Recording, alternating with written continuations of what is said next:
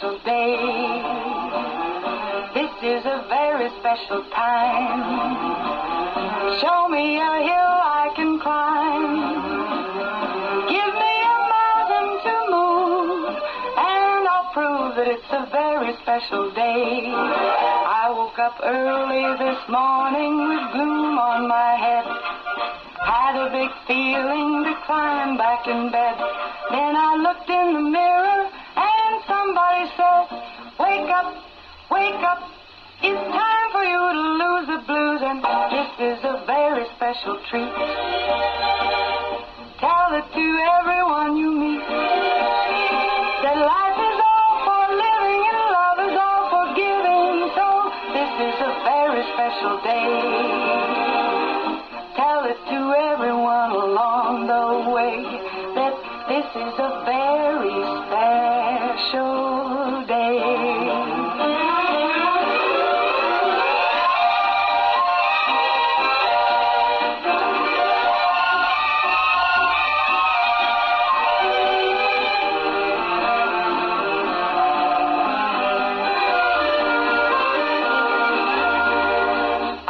Up early this morning with gloom on my head. Had a big feeling to climb back in bed. Then I looked in the mirror and somebody said, wake up, wake up. It's time for you to lose the blues, and this is a very special treat.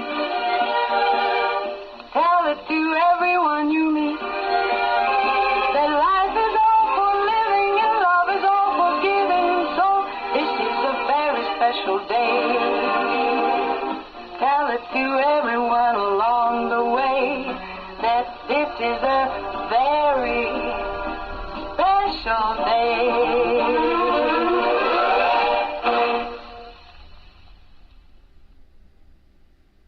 Got to get this program started and want to say good morning to everyone. Welcome to Coffee Club, and I want to thank our sponsors real quick. Meadowview Healthcare Center, Walmart, Salem Crossing, Hoosier Uplands, Americans for Prosperity, Mama Rosa's Restaurant, Fox Burley Wealth Management, Dr. Mindy Gunn, Dr. Black's Eye Associates, Marshall Monuments, and McAllister Land Consulting.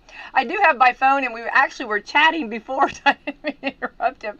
I do have Wayne Catania with us, and he is, real quick, I want to tell everyone you are an established and respected musician, actor, creative writer with a career spanning 4 decades in the 70s, and actually you actually resemble the late John Belushi. We're going to be talking about that, but right now I do want to kind of go back. We were talking about the old coffee pots. Yes. Wayne, I believe we're going to be all over the program. This program's going to be all over it. Okay, this morning. Excellent. All right, and let's just jump in, and we will talk about the old coffee pots and how much going on. But first of all, Wayne, tell us a little bit about yourself, and you know, we were talking about the old kind of the old memories you have, like growing up watching your grandparents and your mom and dad, with the old coffee pots and stuff going on, and your childhood. And you actually grew up in Canada. Yes, in Toronto, Canada. Yes, and I do remember those are vivid memories for me. Coffee was always has been a big part of my life. So I remember as a child, my mother putting, that glass coffee pot on the burner on the stove there, and it had that little stem. And they put the coffee in the center, and then it would percolate up through that, and then you would see actually the darker water coming up through the little stem, and until the coffee was made, and then she would just put it on simmer or whatever, and the pots were usually gone. And I noticed how it brought people together. I mean, neighbors would come over, people would come over, and they would sit around, they would have coffee, and they would chat, and that just went on in my household, and so my house always smelled like coffee growing up. In which case, as I aged and went through all of that, and then I'm a musician. I started off as a drummer, and we put our garage band together, and you know what, we would have our meetings and go to a coffee shop or have coffee, our band meetings. We would talk music and drink coffee, and that was kind of a thing. And as we progressed and got better and started touring around and getting our little gigs here and there, hopping in the van and going places, it was always, well, where do we get a coffee? And then we'd have a meeting about the gig or the show, or how we can improve. It all went around coffee, and then that brought me into the later years of being cast as a Jake Blues character from the Blues Brothers, and always. And then I started touring, and with the Blues Brothers, I've been touring globally. So I really noticed how a coffee changes, and the qualities of coffee in different parts on our planet. I kept bringing coffee beans home from different places, and my friends would come, and what would you bring? And we would sit and have coffee and talk music, even at our, as we were adults, and it just stayed with us, and it's still with me, and that's how I ended up starting, Blues Brothers Coffee. I think, Jack and the Beanstalk, you had like a napkin full of wonderful beans. I bring these magical beans to you, people. Yeah, it was kind of like that. I love that. There was always interest, and people would be, well, that's an interesting. What is the kind of bean is that? And I would just buy beans from different places and bring it home. That's how it started, and that's like the cool notes of it all for me. I mean, Yeah. And I love that you did the research. You went out there and, you tried different and see what worked. So would you kind of consider yourself, Wayne, a coffee snob? Good coffee? Absolutely. I am. I drink my coffee black. Yes, me and too. Always have. No. At first I used to put a bit of milk in it, and it was my mother that said, "No, drink it black. You're just ruining the flavor of the coffee." Oh, I learned as a young kid. I don't even know your mom, and I'm in love with her. That's exactly right. And it's funny, when you guys, I'm quite the coffee person too. You've met your match here, okay? I've not traveled around with all of the napkin full of beans, but now I think I need to start that journey. But Wayne, I think the thing that, it's funny when you go places and they mask coffee, and I'm not knocking coffee places that, the foo-foo, but they put all that sugar, whipped cream, and all that creamer and all that you can bring anything alive. You know what I mean? It's like Frankenstein, enough electricity, you're going to bring them alive. But the real genuine coffee, like the black coffee, and when I order mine, like I'll hear people say, "Oh, coffee." And I'm like, thank you, put a badge on me. I do know coffee. Yeah, it's a good thing. And you know what? There's been certain studies that I've been reading that actually it helps for Alzheimer's. There's a few ailments that they're saying coffee can help. So it's not and not to overdo anything, because too much of any one thing is not great. But to have a little bit, and if caffeine doesn't affect you at all, then coffee is a really good thing to have. Absolutely. And I want to go back to that when you were talking about like your mom having people over and like inviting people in. I think like a warm beverage like that, I think that's such a nice gesture. And I think that, whenever someone comes to my home or I go to someone's home, they'll say, "Do you want a cup of coffee?" Absolutely, And of course we know that coffee in our, area is more, I guess, I'm not trying to take away from tea, but coffee's like the thing that everybody, usually is on with, around here for sure.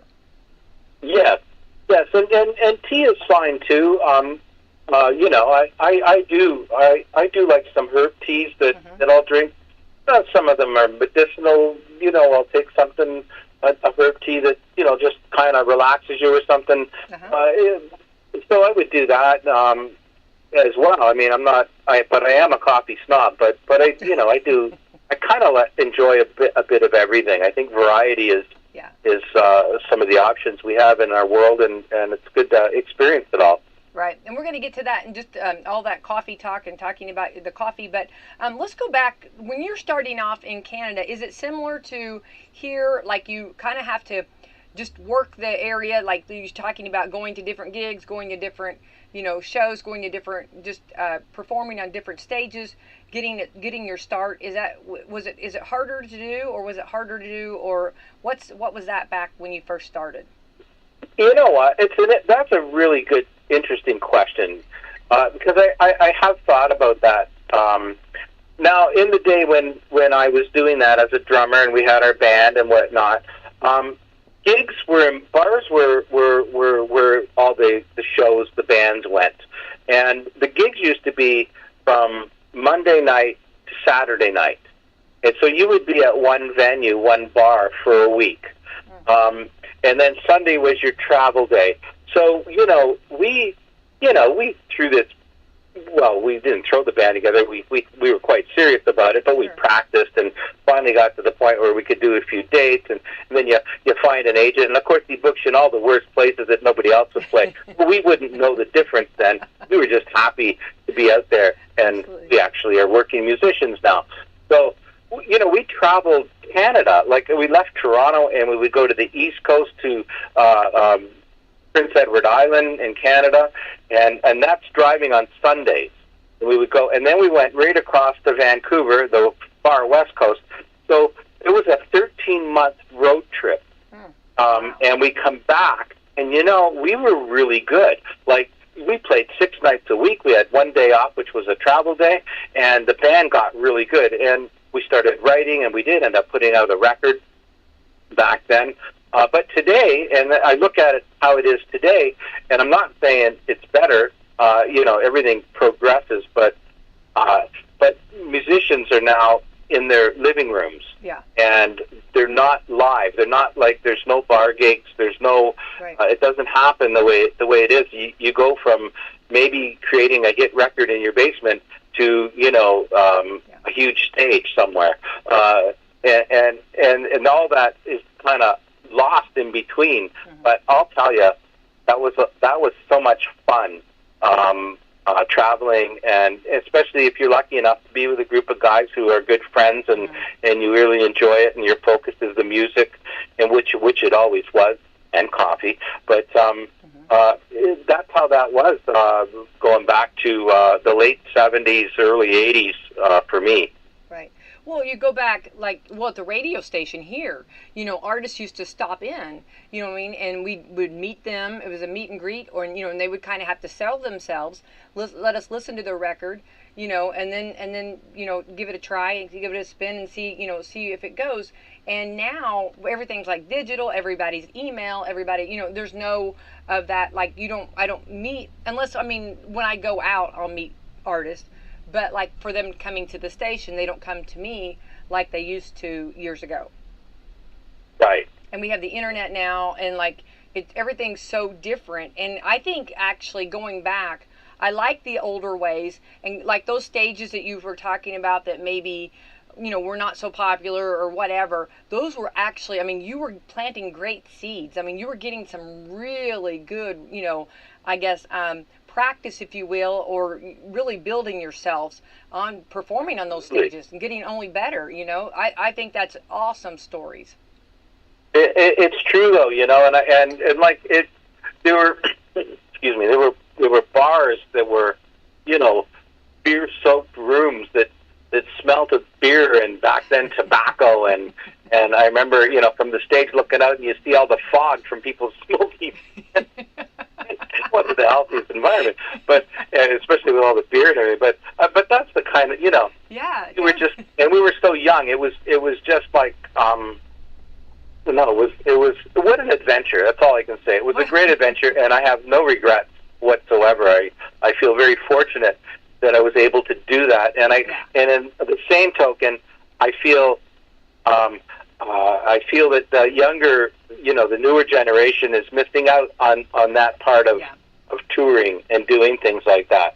I agree. However, the flip side of that, where the internet is really cool, is when I was as a drummer and learning cover songs, we had records, vinyl, and you pick the needle up, and you know how many records we ruined by pulling the needle back. How was that lick done? How do they do that? And you keep trying to listen to that. You couldn't slow it down. And now you just go online and to YouTube, and they show you the fingering of the chords or the leads or the drumming, or it's just right there to learn. So it's really cool. The musicianship that is coming out these days are just phenomenal. I'm so impressed with the talent that we have. I agree. And if you saw the vinyl that I've got here at the station, you just, we that's how we used to do it. Now it's done a little different, but I still love all of the records, and they kind of it's a huge comfort, I guess, if you will, the studio here. We've got a lot of them. Okay, so here's something I bet you do, and I bet you there's a lot of listeners that still do this, is make a cup of coffee, put on an album, drop that needle, sit down, read the album cover, even though you've done it a million times. You go through it, you look at it again, and you have your coffee, and you listen to an album. And I find what's really cool about that is artists, when they made records back then, and wrote and all of that, they put that A and B side together in a way that's how they presented that record. So to listen to it and go through their experience by listening to their, you don't do that. You don't listen to a whole album or a whole record side anymore. But the whole record side was placed for a reason, and now it's just like you just pick out a song here and a song there. But when you do that and you sit there with a cup of coffee and you have that album in your hand, there's just something that's so cool about that, and I still think it sounds great. When you're actually creating a mood when you're doing that, you are being an artist. Yes, you're letting it all blend and everything makes sense. It's like watching a good movie. You're sitting there with a cup of coffee and just letting it all blend. And the artist, they've designed it for that. Yeah, you're totally right. Yeah, very good. Okay, question on, I'm going a little different here. When did you first realize that you had a resemblance to Jake with the Blues Brothers? When was that first kind of discovered? That was when Animal House came out, the movie Animal House, because as I said, we worked Monday to Saturday, so I was we never watched TV. Everything was coffee and music. I never saw a Saturday Night Live because I was always working, Saturday nights. So people started coming up to me and saying, "Wow, can't believe you look like John Belushi." And I didn't know, at the time, I really didn't know who John was. And I'd be like, "Oh, who's this John Belushi guy?"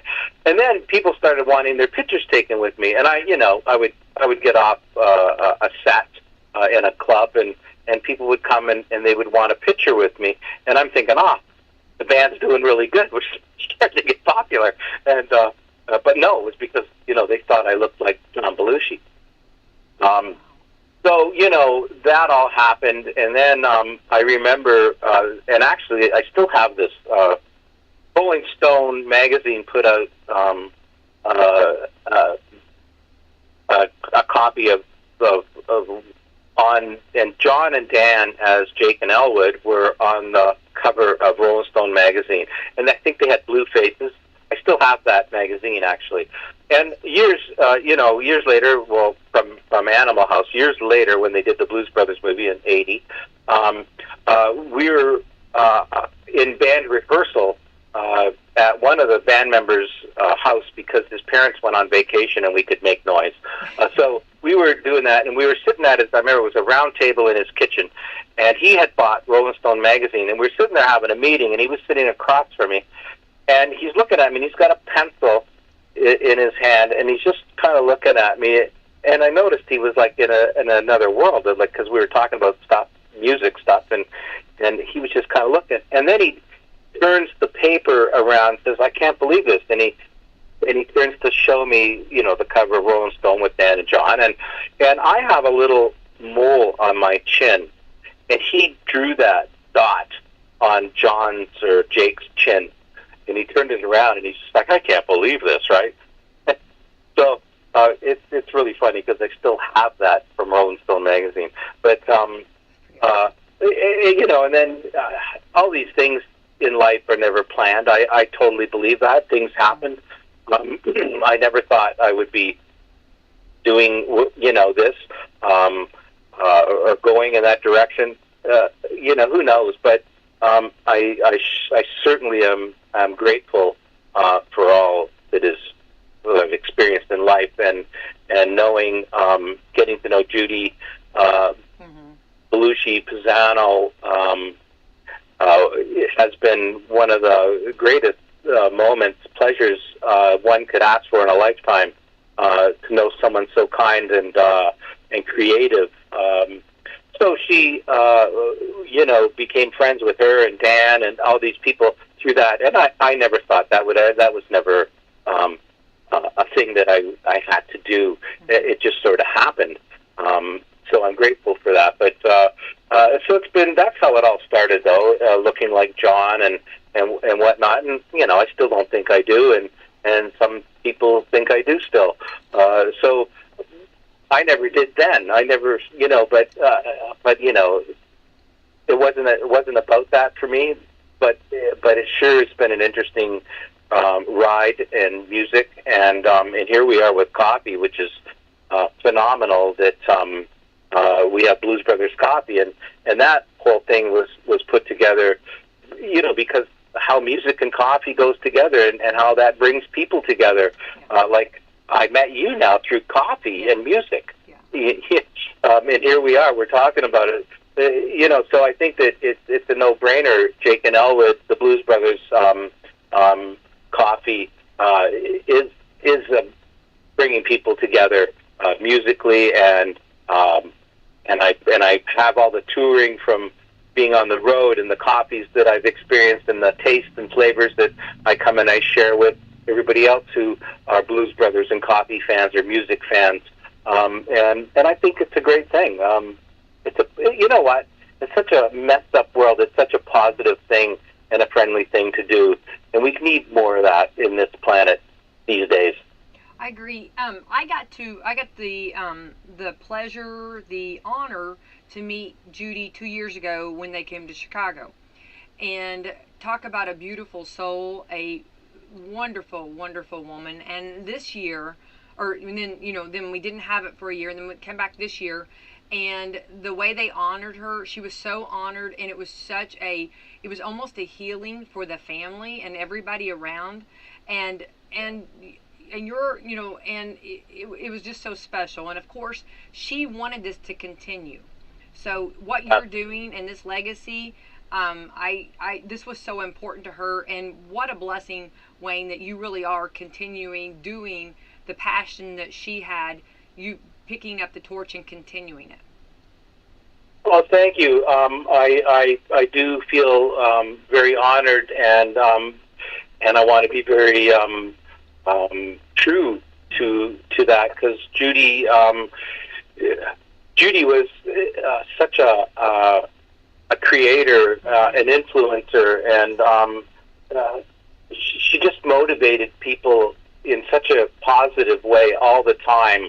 And I was lucky enough to have 20 years of friendship with Judy, and work with her in different projects, and in the Blues Brothers as well. And she was so talented, from a graphic artist to a writer she just had it all. And her kindness is amazing. I do remember back when we first started working together, it was in Chicago. I passed an audition for the Blues Brothers revival, and I was living in Chicago, and we were in a cab going somewhere, and it was cold. It was a kind of a cold, wintry Chicago night, and I just always remember this. We were driving in a cab going somewhere, and she asked the cab driver, "Stop the cab, please." And there was like a homeless person who was sort of crouched up against the wall trying to keep warm. And she got out of the car and ran, and I am assuming, because it was a little bit of a distance, she gave him some money to help him out. And she just handed that to him and went back in the cab and carried on like nothing happened. But that's the kind of caring person she was, and that influences people who see that, get influenced by that, and do good to other people. And I think that's just a wonderful thing and a trait to have these days. She was such a wonderful person. I miss her. Well, doing things for the right reason and not looking for somebody to note. I mean, like for her, just to doing it for the integrity of that, just doing it for the right reason and not doing it for the fame of it. Just doing the right thing. Yeah, that's. Oh yeah, no, she was not about the fame. She was She was real. she was totally real, and that's probably what's so inspiring and special about her. You knew, she just what a person she is and was. But I think the promoter that she was, and the way she encouraged others, and the shaker and the mover and the goer and the go-getter that she was, and and she was almost like the shadow, if you will, and wanted everyone else to shine. And I think that was something that was very much, I think a huge trait of hers, just a treasure of hers for sure. But so this past time up there, I just went in blank in Chicago. It was so cool because gathering around your team too, the coffee. It was so cool because there were so many folks that were at the festival that were enjoying it and talking. And your team was fantastic. Your coffee, talking about the coffee and talking and sharing about the history and the story about how the coffee and the legacy and everything and going on about it all. And I think the Blues Brothers coffee, I mean, everybody had Blues Brothers coffee. Everybody, I think you guys sold out. I don't think there was a coffee bean left. But it was so awesome because your team was so cool, and it was cool to have that conversations with them and to meet and greet your everyone that was there at the booth, if you will, for selling the Blues Brothers coffee. Yes, and I do have to say, I relate to this as I do through music, and as I said earlier about being lucky enough to being a band with people who are friends and have the same goals.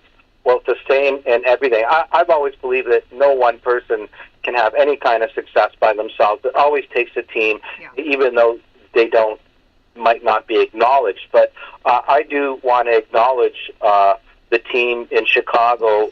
Those folks are wonderful people and so professional, and I'm so lucky to be working alongside these folks.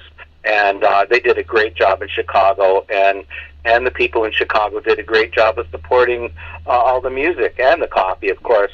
So yes, and I do believe we had sold out in Chicago, and it's been really cool. It's just been a wonderful thing, and I do thank my team in Chicago. They were just wonderful. And thanks for mentioning that, by the way. Absolutely. Well, we had to get our pictures taken with them, and I was like, talking with you and meeting you is just not enough. We got to get photos.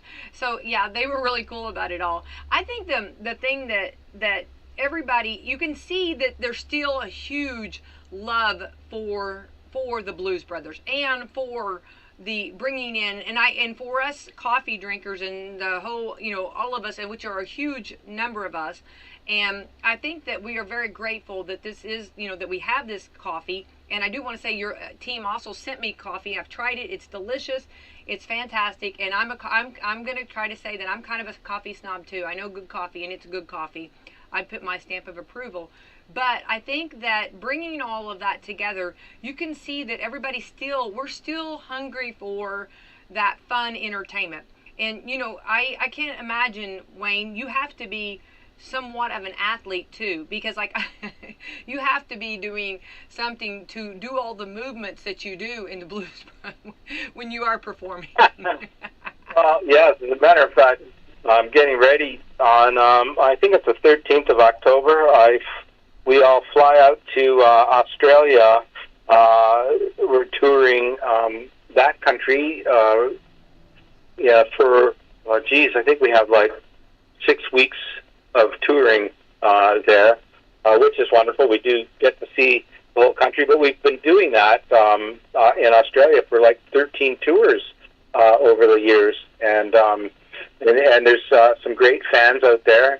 And, just to elaborate on the people that find the Blues Brothers entertaining and popular, and the music is outstanding as it is. But yes, it is worldwide. and we do have a great following, and made plenty of great friends out there in Australia, and so we're looking forward to going back there in a few weeks. So at the festival, there was a lot of folks that actually dressed up. Everybody wants to be a Blues Brothers, right? Yeah. Everybody loves the Blues Brothers, and I think it's the entertainment, the fun, the energy, the I guess the chemistry that is on stage. I think that is such a I guess it's contagious. And do they dress up normally at most of your concerts? You know what they do, in whether it's a T-shirt or sunglasses or a fedora and sunglasses or just even a tie or sometimes the whole suit. And it's kind of funny looking out in the audience and you see people dressed out and it's like, well, this is my kind of audience. Yeah. It's an inside joke because they look like you, but it's very funny. Who would know? But what is a hit movie? What is a hit song? Nobody ever knows those things, or everybody would have them. But there was something magical in what Dan, Judy, and John created with the characters and the movie that obviously has lasting power. And I think doing Jake all these years and working alongside Judy and understanding the character the way I do, I just think there's a bit of Jake in all of us, and I think that's what kind of is attractive, because Jake would probably do things that we would all want to do but don't, but he kind of does. So it's kind of that kind of a thing, but nothing rude or bad. It's all good. It's all good energy and quite magical is what I think. Oh, I agree. I think we all, sometimes that laid back, just that, in the moment, just, I think we all would like to be a little bit, be able to do that a little bit. You know what I mean? Sometimes you can't always feel like you can color outside the lines like that. Yeah. And so I think when you watch the concert and you watch you perform and you're there, it's so much fun. Everybody's enjoying it. Everybody's having a great time. People are moving. And I think everybody knows the songs so much, and I think we can all sing along. And as a performer, does that mean a lot to you when you see everybody like just singing along with you and having a great time and enjoying themselves? Yes, yeah, it does. For me as a performer, I find when I look out in the audience and I see people smiling and maybe their foot tapping, it really does make me feel like I'm doing my job, because especially these days, it seems to be, since COVID and all of that, we got enough struggles on the planet that if we can get a group of people together and make them forget about that problem for even one song, I feel like I've done my job. So when I look out there and I see smiling faces and maybe, feet tapping or hand slapping or, people having fun, I know they forgot about the troubles of the day. And I think that is doing my job. I agree. And I think you're right, and I'm not going to, I'm just going to go lightly over that. But everybody's got a lot going on. Everybody's got a full plate. Everybody's busy. But when you can kind of escape for that little bit and enjoy and have that fun and just, getting that moment, it's just it's so incredible, and you want to stay till the very end. And then afterwards, whenever that final song is done and you go off stage, everybody's still wanting more. You leave everybody wanting more, and that to me is the best performance ever, right? Yes, and I've often felt, it's really funny because there's most shows that at the end of a show I could do another show. Yeah. And that's because the energy in the room was so good, and people want to be entertained, and they want to have fun, and they want to forget about their troubles, and so it was really easy for me to be that mirror, and I'm just sort of reciprocating energy back to them. But when you're in front of an audience that maybe is, you got to get them out of that funk, it takes a lot more work, and at the end of that show, I'll get them there, or we will get them there, but we're tired at the end of the show. It does drain you. So hopefully, I always look for an audience that is ready to be entertained. Right. And that's usually a great show for all of us.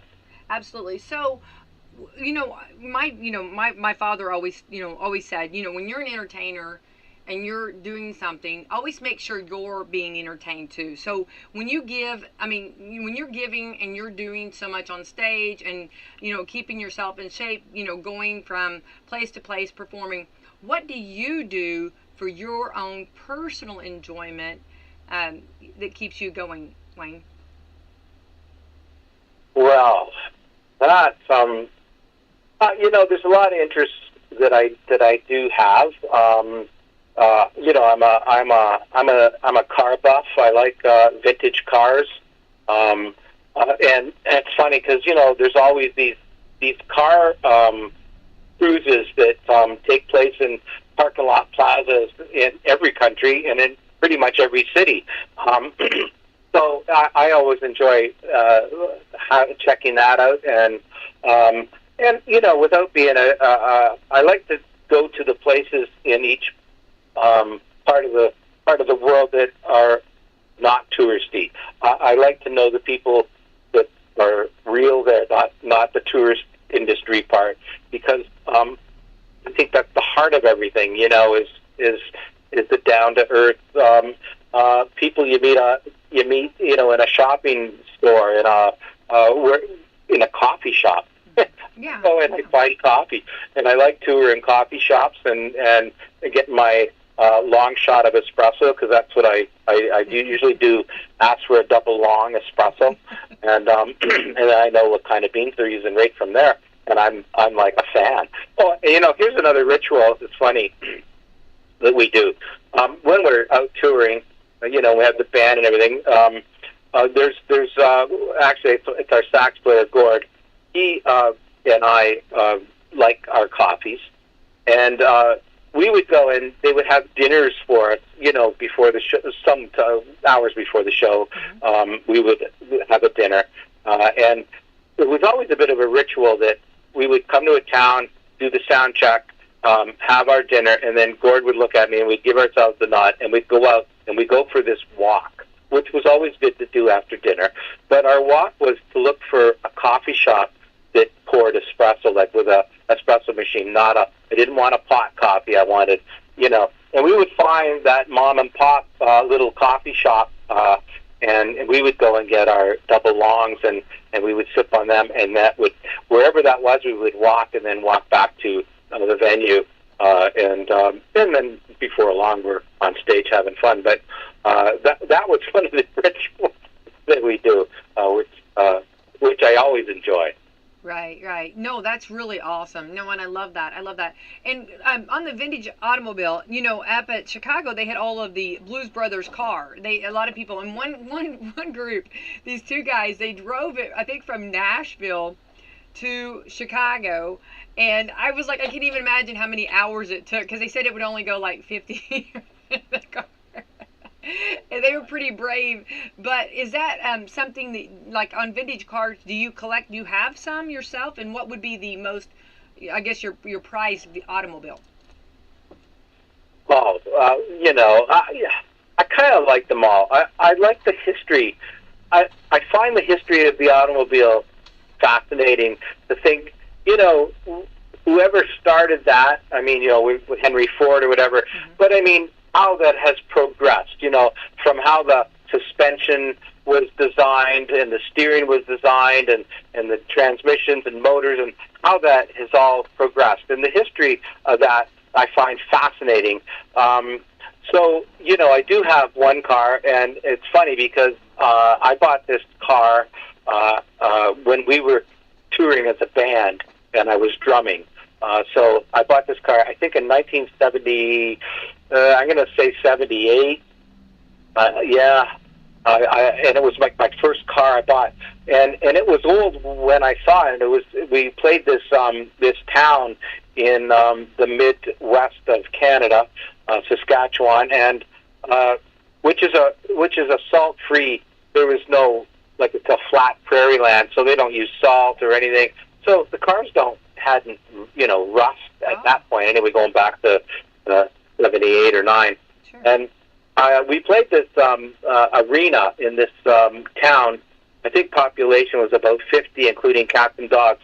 And I saw this car sitting there and in front of this farmhouse, and I just went to have a look at it after sound check for my walk. and I just thought, wow, it's never. And the woman comes out of the farm. She says, "Can I help you?" I said, "Oh, I'm sorry. I'm just looking, admiring this car. Would it possibly be for sale?"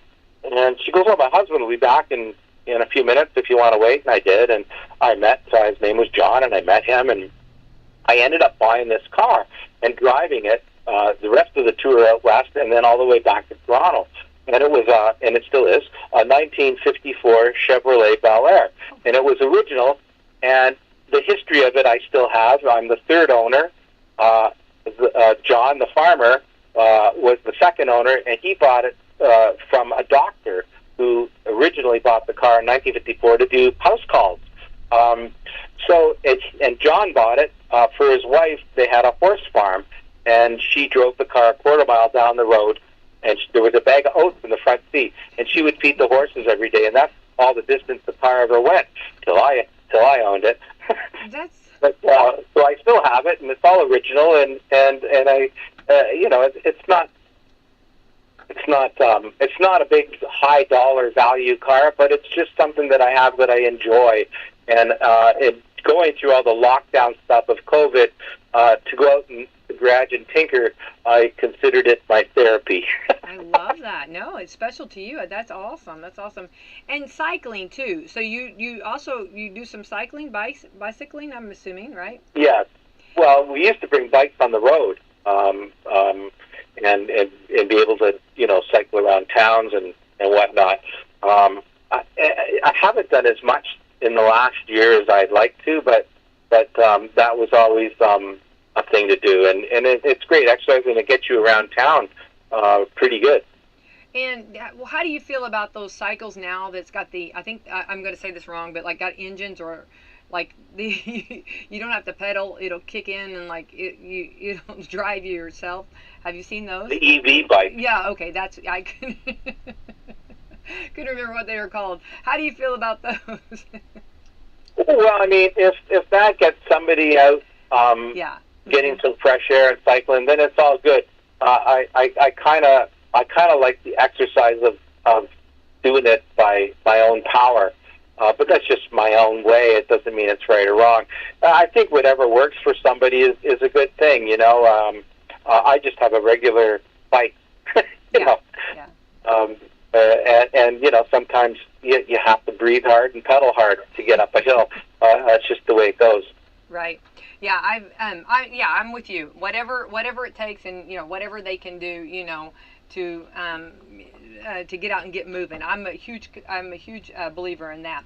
But I do want to say that if I'm sitting here drinking coffee, and for some reason you walk by my window, and I think it's John Belushi, I might spill my coffee, okay? So if you're ever doing a gig not too far away and I see you walking by, I might, a coffee spill, might happen. Well, you know what? If I'm ever in the area, I'll be sure to give you a call, and we'll be sure to have a coffee together. I would really like that. I will definitely take you, and I will knock your socks off, and we probably will have some of your own coffee, okay? I'll just fix your own coffee. Yeah. So going back, we'll do that. I would love that. I would love that.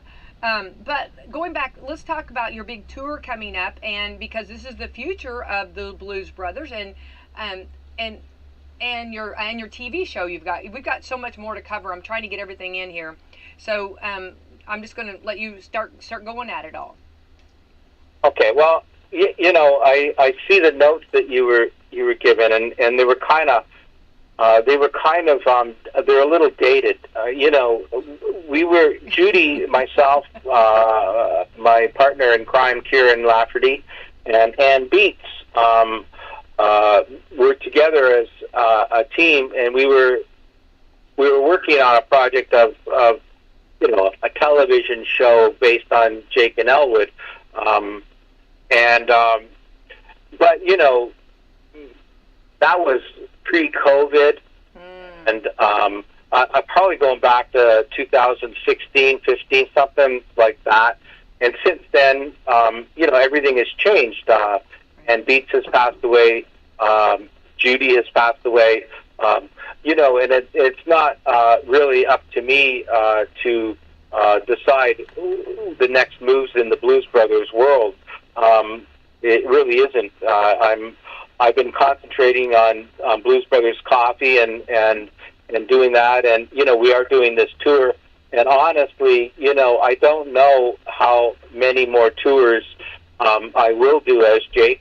The years go by, and my age keeps getting higher. The number keeps growing, and to do the justice for that character takes a lot of energy and takes a lot of youth. Sure. So I have no idea of the future where that lies with Blues Brothers in television or animation they were talking about. There's but that's not really up to me to say. I'm just Wayne, and I've been lucky enough to be Jake Blues in touring for the last 20 years and working with Judy and somewhat Dan as well, especially when it came to coffee. But that's all I can really feel free about talking about when it comes to that. But that's there's I don't know that there's a TV show in the near future for sure. I don't know of. Okay. Well, that's fair, and you just never know, I guess, kind of. But I like that you're keeping your options open, and and it sounds like right now, stay in the now. You're enjoying yourself. You're giving the people what they want, which, if you will, right? Everybody's enjoying coming to the concert to sell out.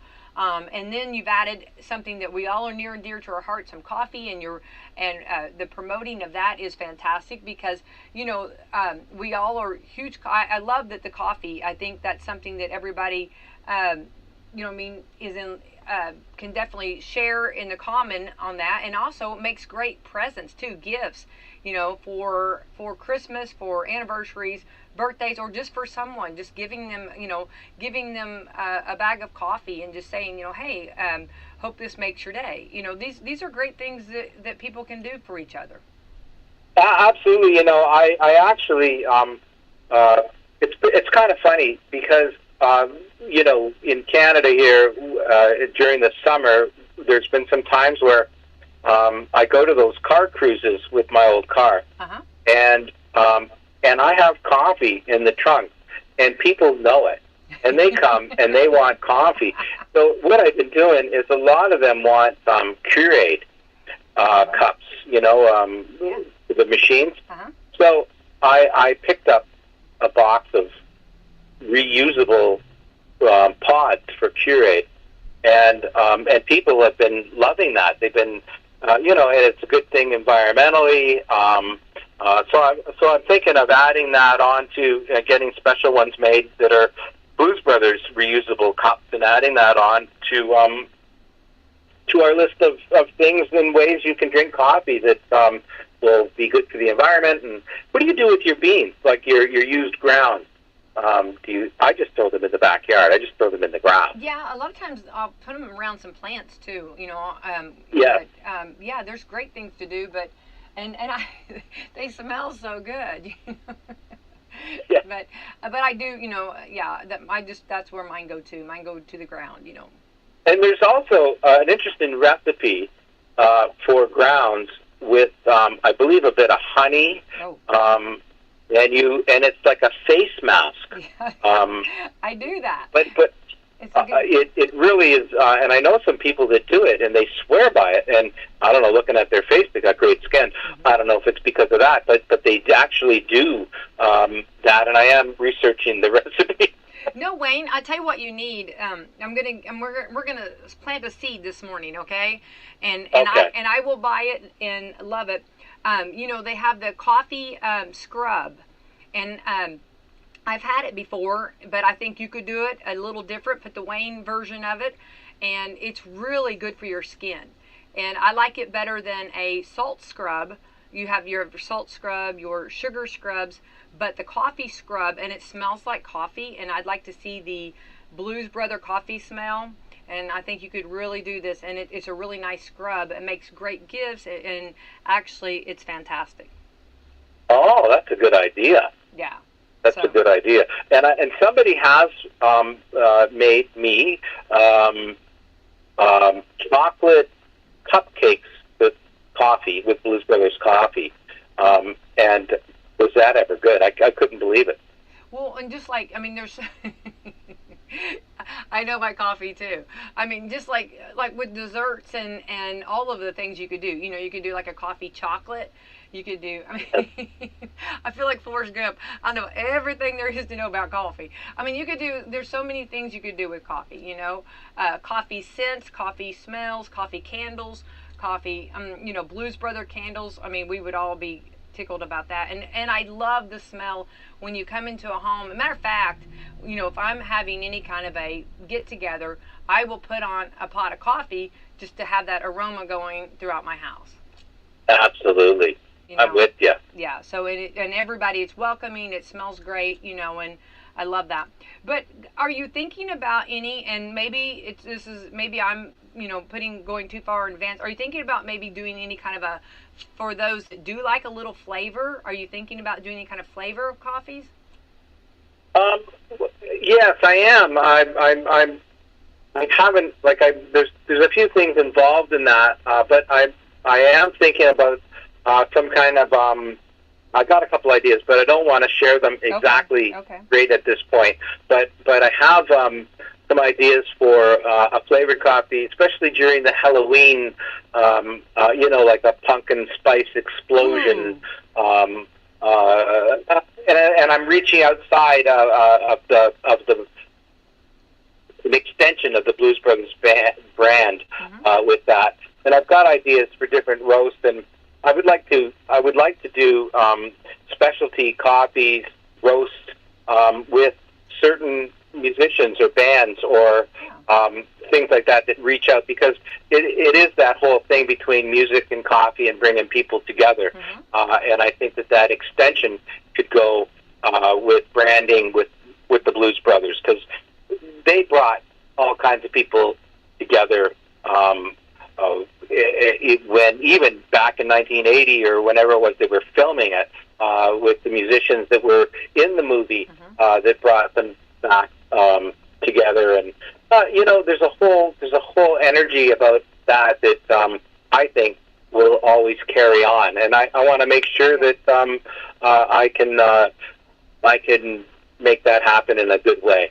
Definitely. And I think that can be done through coffee and different flavors. So to answer your question, yes, absolutely. I'll be surprising you in the future with some ideas and some more coffee as we grow. Well, when you take that into your kitchen and you start doing taste testing, I'll be available, okay? If you want me to help. You know what? That's a good idea. I absolutely will keep you in mind for that. You need a panel, and I want to be on that panel. Well, it's all about taste and flavors, and absolutely. And you have such a great reputation for coffee. So I would absolutely, you would be my best feedback for coffee. I know you would be. Right, and if you don't take criticism very well, just give me a sign, and I'll have a thumbs up and then a thumbs down, and the panel will all just raise our thumbs up or thumbs down. Oh well, the one thing I've learned in life is there's no ego about that, and there's always looking for the better path. Doesn't mean I know it, but I think that it's out there, and being open to all of those changes. I agree. It has to start somewhere, and it can't always be the right thing at first, but you find it by making your little faux pas along the way, right? Right. Well, and I always say, this is my first time at life, Who's to say that I'm doing it right, Yeah. And I always like to learn every day, and I think that keeping open-minded and learning. But I do, I think you and I, Wayne, are like the real coffee drinkers, and there's several of us, a lot of us actually. But I do know that there are a little that like some flavors, and it's kind of fun, and doing different, flavors are exciting. So I think that you're on to something. You've got great coffee. It stands by itself, but if you go on and branch out and maybe do a little something different, might be kind of fun too for everybody. Yeah. I wanted to ask you something then. Do you stick to one way, like your morning starts, your day starts, or even midday you want a coffee? Do you stick to one way of making your coffee, or do you use different methods? I will do different methods. It just depends where I'm at, because... Oh, it's so the same. Yeah, it's so, yeah, I will, I will figure it out, You know what, that's true, because sometimes I like a French press. Yeah, absolutely. And that gives me 2 cups, and I can, go to my office and bring a French press and my office is at home, and enjoy 2 cups, and I like the flavor. And then sometimes I do use the reusable Keurig cups, and sometimes I use that, and other times I use the espresso AeroPress. The AeroPress is kind of interesting because it's kind of a really easy way to get an espresso shot. Especially if you get the other attachment for the bottom that is one hole with a one-way valve in it, so you can fill your coffee in that cylinder and it doesn't leak out, and then you press that down into your cup, and you get a lot of crema using it that way, and I enjoy that as well. So there's many ways, and of course your drip pot as well for company is always really easy. So I'm always rotating around, but I find that it does give you different perspectives of flavors when you're drinking that. Right. In different ways. Right. Well, I would, my request, I'm going to put a request in, is that you do make the extra gadgets to transfer from the Keurig cup to from the grounds. And I would like for you, okay, listen, I'm putting Murray, Wayne, and I would like for you to make sure that there's like some kind of trademark of the Blues Brothers on there. You know what I mean? That would just. Oh wow, that's great. That would be, well, it would be great because you talk about bringing a smile every time you make a cup of coffee. You know what I mean? So I think that would be something fun, of course, and of course even venturing out. I'm gonna just really keep you busy here. Maybe like even in your own coffee pot. The Blues Brothers coffee pot, coffee maker, coffee. I think you could just go. I think we would all be in for purchasing these great gifts. Coffee. I want a coffee mug. I want coffee. You know what I mean? I've got the T-shirt. Your team gave me the T-shirt, which love. And I wear that all the time. But I just want to say that all the you're just on everything you could do. But we do have to go. Wayne, I could talk all day long with you though. But the only crime that's been committed is that you and I have not had sit down together and had a cup of coffee. That's a crime. Oh, we'll have to do that, Becky. Wayne, I know you're busy, but let's make time, okay? So when you get back from Australia and you've entertained everybody and just done all you can do, let's sit down and relax and have a cup of coffee together. Sounds good. I'm into it, and thanks for having me. And I feel so fortunate to meet you and know that this station exists. What a great station! I'm a fan, and I'll be listening to your station all the time now. Oh, I love that, Wayne. You're very kind. Keep up the great work. Keep all your entertaining, and you stay safe in all your travels. And we'll definitely keep up the coffee talk. And we've got coffee we're going to be giving away to our listeners. Your team is number one. They're wonderful, and please tell them that I just think the world of them. And keep sending that coffee to me, okay? Will do, Becky. Thank you so much. Have a great day, and we'll see you when I get back. Absolutely. Thank you, Wayne. Bye-bye. Okay, bye-bye. Bye-bye. All right, and that is our coffee club this morning. I do want to thank our sponsors. We've got Meadowview Healthcare Center, Walmart, Salem Crossing, Hoosier Uplands, Americans for Prosperity, Mama Rose's, Fox for Lee Wealth Management, Dr. Mindy Gunn, Dr. Black's Eye Associates, Marshall Monuments, and McAllister Land Consulting. Everyone, let's have the best Thursday ever. Stonework at hometown prices.